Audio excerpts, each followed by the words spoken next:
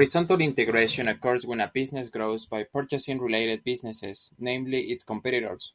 Vertical integration, on the other hand, occurs when a business takes control of one or more stages in production or distribution, thereby owning all of the parts of the industrial process. Horizontal integrations help companies grow in size and revenue, expand into new markets, diversify product offerings, and reduce competition.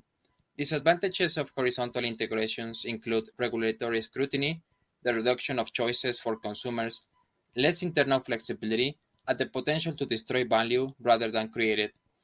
Horizontal integration usually works best when two companies have synergistic cultures. The process may fail if there are problems when the two cultures merge. The real motive behind a lot of horizontal mergers is that companies want to reduce competition, either from potential new entrants, established rivals, or firms offering substitute or alternative goods. Types of horizontal integration. There are three primary forms of horizontal integration: mergers, acquisitions, and internal expansions. When two companies merge, two separate entities create a new joint organization. The brand of one of those two companies is usually retained, though the composition of operations and personnel is shared between both of the former individual companies. In addition, the product line of both companies is often similar and equally competitive in the market. In a merger, both companies are striving to become a larger presence in their existing market. Similar to a merger, an acquisition occurs when a company outright takes over the operations of another company. Though the two companies technically join together, one company remains in control.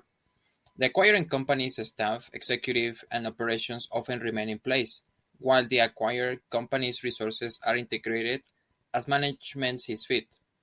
Finally, companies can also embark on horizontal integration by making more conscious allocations of internal capital. Through internal expansion, a company simply chooses to strategically change course and apply more resources in a different way. For example, a restaurant can expand to offer catering companies, or a beverage manufacturer may branch off to make food products. As an example, we have Walt Disney Company and 21st Century Fox. Disney's acquisition of 21st Century Fox was finalized in March 2019. The goal was to increase Disney's content on and entertainment options, expand internationally, and grow its direct-to-consumer offerings, including ESPN Plus, Disney Plus, and the two companies' combined ownership stake in Hulu. Other examples are included in this list.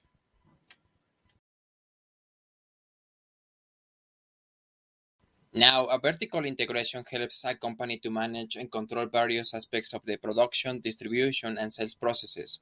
The goal of vertical integration is typically to increase sales, eliminate costs, and improve profits by improving business operations.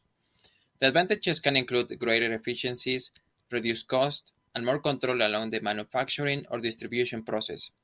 Vertical integration often requires heavy upfront capital that may reduce a company's long-term flexibility. There are a number of ways that a company can achieve vertical integration. Two of the most common are backward and forward integration.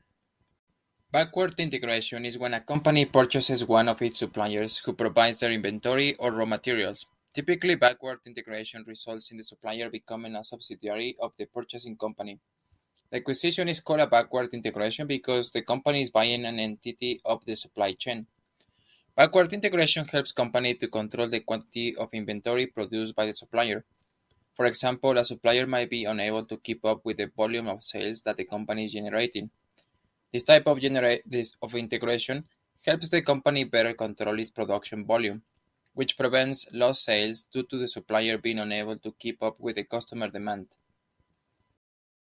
Forward integration is a vertical integration strategy that involves a company expanding by purchasing companies that are distributors or retail stores. A forward integration allows a company to improve their process by advancing their control of the supply chain, bringing them closer to the end user or customer. If a company buys one of its distributors, the company can better control its distribution channels, such as shipping to retail stores, or they can ship to their customers directly. Vertical integration can also be done by purchasing the retail stores where the company's finished product is sold.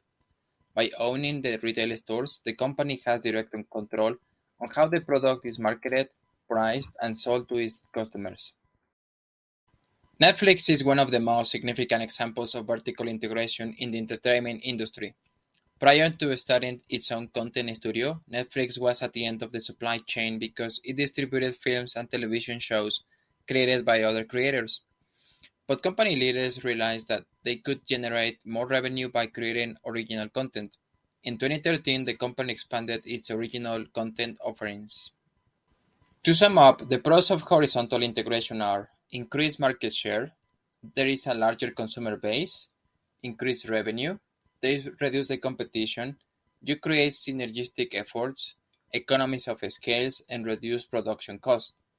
Turning to the cons, there is a high level of scrutiny from government agencies, creation of a monopoly, which implies higher prices for consumers, as well as less options for them, reduced flexibility for the new, larger company, and deterioration of the company value.